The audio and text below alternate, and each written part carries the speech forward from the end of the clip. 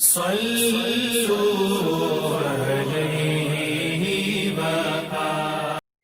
اللہ الرحمن الرحیم۔ اذان کے بارے میں 7ویں حدیث جابر رضی اللہ عنہ سے روایت ہے۔ وہ بیان کرتے ہیں رسول اللہ صلی اللہ علیہ وسلم نے بلال رضی اللہ عنہ سے فرمایا کہ جب تم اذان کہو تو اس کے کلمات ٹھہر ٹھہر کر ادا کرو، اور جب تم تکبیر کہو یعنی اقامت کہو تو اس کے کلمات جلدی جلدی ادا کرو۔ نیز اذان اور تکبیر کے درمیان اتنا فاصلہ ہو کہ کھانا کھانے والا اپنے کھانے سے اور پانی پینے والا اپنے پینے سے اور قضاء حاجت کرنے والا اپنی قضاء حاجت سے فارغ ہو جائے، جب تک تم مجھے نہ دیکھ لیا کرو نہ کھڑے ہوا کرو۔ اس حدیث کو ترمذی نے روایت کیا ہے۔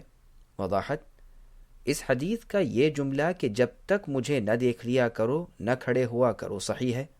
صلو علیہ